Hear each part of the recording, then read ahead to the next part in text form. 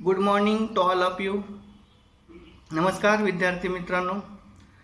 मागच्या 1-2 लेक्चरला आपण नियोजनाचे प्रकार आणि नियोजन प्रक्रिया या घटकाचा अभ्यास केला. तर आज आपल्याला विभिन्न पातळीवरील नियोजन या घटकाचा अभ्यास करायचा आहे. सर्वसाधारणपणे व्यवसायाचं नियोजन हे वेगवेगळ्या पातळ्यांवर केलं जातं. म्हणजे संपूर्ण व्यवसायासाठी नियोजन करतात, त्याचबरोबर प्रत्येक विभागासाठी सुद्धा नियोजन केलं जातं आणि त्याचबरोबर विभिन्न पातळीवरील सुद्धा नियोजन केलं जातं. तर विद्यार्थी मित्रांनो, नियोजन कार्य पूर्ण करण्यासाठी वेगवेगळ्या पातळीवर नियोजन करण्यात येतं. त्या दृष्टीने निगम नियोजन, त्याचबरोबर व्यवसाय एकक नियोजन आणि विभागीय नियोजन असे नियोजनाचे प्रकार पाडलेले आहेत. त्यामध्ये निगम नियोजनामध्ये प्रमुख 3 प्रकार आहेत. 1 व्यूहरचनात्मक नियोजन, 2 व्यक्तिजन्य नियोजन आणि 3 क्रियात्मक नियोजन. अशा पद्धतीने आपल्याला विभिन्न पातळीवरील नियोजन या घटकाचा अभ्यास करायचा आहे. तर प्रश्न हा टिपा देण्यासाठी विचारला जातो, प्रामुख्याने विभिन्न पातळीवरील नियोजन स्पष्ट करा. तर त्यामध्ये आपल्याला सगळ्यात पहिल्यांदा नियोजन येते ते म्हणजे निगम नियोजन. ज्यावेळेस व्यवसायाच्या संपूर्ण युनिटसाठी किंवा ज्यावेळेस संपूर्ण व्यवसायासाठी नियोजन केलं जातं त्यावेळेस त्याला निगम नियोजन असे म्हणतात. त्यामुळे व्यवसायाची संकल्पना व्यापक असल्याचे आपल्या लक्षात येते. हे नियोजन व्यवसायाच्या 3 पातळ्यावर राबवले जाते, त्यामुळे त्याला निगम नियोजन असे म्हणतात. आता निगम नियोजनाचे मुख्य प्रकार पडतात. त्यामध्ये व्यूहरचनात्मक नियोजन, आपण त्याला स्ट्रॅटेजिक प्लॅनिंग म्हणतो. त्यानंतर युक्तिजन्य नियोजन, त्याला टेक्निकल प्लॅनिंग म्हणतो. आणि त्यानंतर क्रियात्मक नियोजन, त्याला ऑपॉर्च्युनिटी प्लॅनिंग किंवा ऑपरेशनल प्लॅनिंग असं आपण म्हणतो. अशा पद्धतीने निगम नियोजनाचे प्रमुख 3 प्रकार आहेत. एक युक्तिजन्य नियोजन, क्रियात्मक नियोजन आणि व्यूहरचनात्मक नियोजन. त्यापैकी आपल्याला पाहायचंय व्यूहरचनात्मक नियोजन. व्यवसायाची धोरणे, उद्दिष्टे व व्यूहरचना ठरवण्याच्या प्रक्रियेस व्यूहरचनात्मक नियोजन असे म्हणतात. सर्वसाधारणपणे असे नियोजन दीर्घकाळासाठी केले जाते. दीर्घकाळ म्हणजे 10 वर्षापेक्षा जास्त कालावधी असेल त्याला दीर्घकाळ असे म्हटले जाते.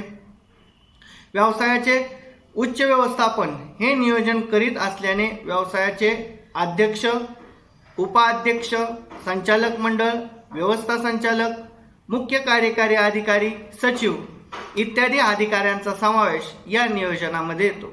सर्वसाधारणपणे शॉर्ट ॲनालिसिस इत्यादी घटकाचा अभ्यास करून हे नियोजन केलं जातं, त्यामुळे त्याला व्यूहरचनात्मक नियोजन असे म्हणतात.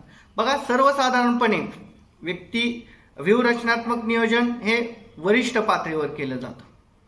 त्याचबरोबर युक्तिजन्य नियोजन हे मध्यम पातळीवर केलं जातं आणि क्रियात्मक नियोजन हे कनिष्ठ पातळीवर केलं जातं.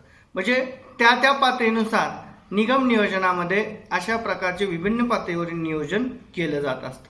त्यानंतर पुढे युक्तिजन्य नियोजन, टेक्निकल प्लॅनिंग. उच्च व्यवस्थापनाचे तयार केलेल्या व्यूहरचनात्मक नियोजनाचा विचार करून मध्यम व्यवस्थापकाला युक्तिजन्य नियोजन करावे लागते. यामध्ये व्यवस्थापनाच्या सर्व साधनांचा मेळ घालून अशा प्रकारचं नियोजन केलं जातं. मध्यम व्यवस्थापनातील व्यवस्थापक, विभागीय व्यवस्थापक, सहाय्यक व्यवस्थापक इत्यादी अधिकारी हे नियोजन करीत असतात. सर्वसाधारणपणे हे नियोजन मध्यम कालावधीसाठी केलं जातं. मध्यम कालावधी म्हणजे किती? 6 महिने ते 3 वर्ष व्यूहरचनेची अंमलबजावणी करण्याच्या दृष्टीने हे नियोजन केलं जातं, त्यामुळे त्याला युक्तिजन्य नियोजन असे म्हणतात. बघा, व्यूहरचनात्मक नियोजन हे वरिष्ठ पातळीवर केलं जातं, युक्तिजन्य नियोजन हे मध्यम पातळीवर केलं जातं आणि क्रियात्मक नियोजन त्याला आपण ऑपरेशनल प्लॅनिंग ते कनिष्ठ पातळीवर केलं जातं. आता क्रियात्मक नियोजन आपण पाहूया. क्रियात्मक नियोजनाची जबाबदारी कनिष्ठ व्यवस्थापनाची असते. अल्पमुदतीच्या व दैनंदिन स्वरूपाची कामे करण्यासाठी क्रियात्मक नियोजन केलं जातं. एखादे कार्य अधिक चांगल्या स्वरूपात करावयाचे असल्यास असे नियोजन करण्यात येते. त्यामुळे दैनंदिन स्वरूपाच्या कामासाठी हे नियोजन अधिक उपयुक्त ठरते. सर्वसाधारणपणे व्यवसायातील पर्यवेक्षक, मुकादम, टोळी प्रमुख, सॉफ्टवेअर इंजिनियर इत्यादी व्यक्तींना अशा प्रकारच्या नियोजनात सहभागी करून गेलं जातं.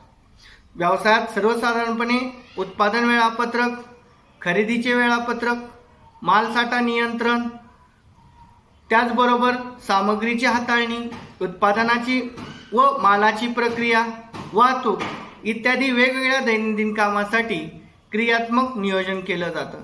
म्हणजे प्रत्यक्ष क्रियाचा संबंध यामध्ये येत असतो, त्यामुळे त्याला क्रियात्मक नियोजन असे म्हणतात.